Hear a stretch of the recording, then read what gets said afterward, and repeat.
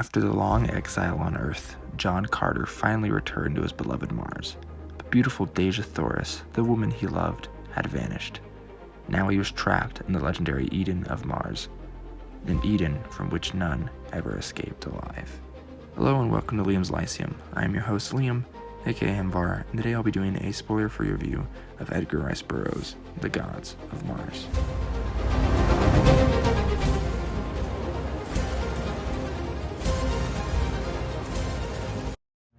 The Gods of Mars was originally released as a serialized 10-part story in 1913 and is, of course, the sequel to A Princess of Mars, which this will have some slight spoilers for, and I have previously reviewed that, so you can go watch that if you have not yet read the book.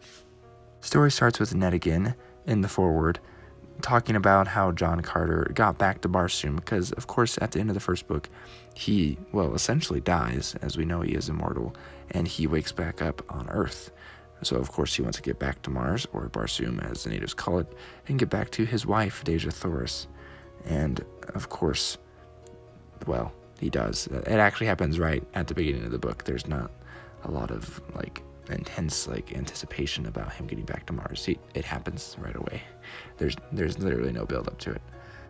Now we do have some recurring characters here. Tarkus, the greatest of the Green Martians and good friend of John Carter, makes a return, which was super exciting. And we get a new character somewhat early on in Thuvia, who I know the fourth book in the series is named after. We also meet the plant men of Mars for the first time, which are on the cover you see right now.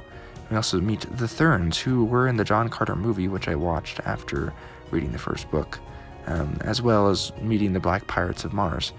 The Therns get a large focus as they are essentially the gods of Mars, and if you look at the title of the book, that makes sense.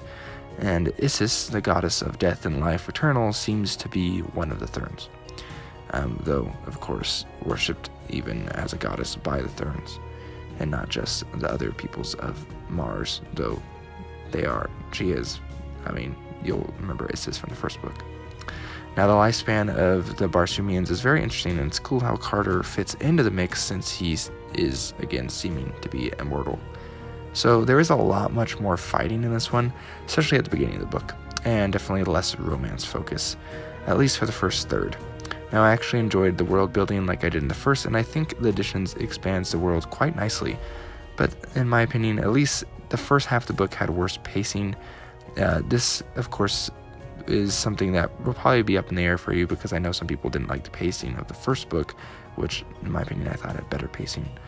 But that was mostly just because I was expecting more romance at the start, since the first book is really a planetary romance. I don't know if you could count this one as a planetary romance. We do have some other women falling for John Carter, but honestly, we didn't get a ton of Dejah Thoris in this one. We didn't get a ton of it, which was somewhat disappointing.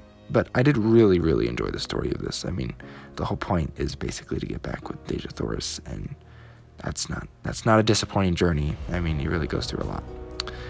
Now, that being said, again, the second half of the book, it has much better pacing in my opinion, and I loved it. So since John Carter has come back to Mars without a choice in his destination, he has to fight to get his wife and his son, as I don't think it's someone he's ever met, and it's also someone we have never met. And I think, honestly, it's handled greatly in the story. And now there are some great efforts done for love, of course, and that's awesome. Now, the main conflict, it was resolved of sorts at the end of the story, which is honestly a decent place to end the story, but it felt like the ending was even more, in some ways, of a cliffhanger than the first book, though that's probably personal as well, because the first book ended on quite a cliffhanger. I'm interested to see if it's resolved immediately like the cliffhanger was for the first book, resolved immediately with this book. Honestly, but at the end of finishing this one, I felt like it wasn't fair that Burroughs is laughing at me at my plight, from the grave, considering he's been dead for several decades, and he's making these cliffhanger endings from over 100 years ago, and I'm just experiencing them now. So, as far as I'm aware, The Warlords of Mars is a book I'm hoping to get to soon. I don't know if it's about the same length or maybe a little shorter or longer than the first couple books, though I know, looking at my audiobook version, that the first couple books the length of time they take, not every book of the 7 can be that long, so some of them have to be shorter. But we will see. Anyways, it's been Liam Lyceum. I hope you've enjoyed my rambling thoughts. If you want to talk more, feel free to comment and subscribe, and join the Discord where you can talk more bookish stuff. I should have a link in the description for you to look at that. Anyways, thanks for watching.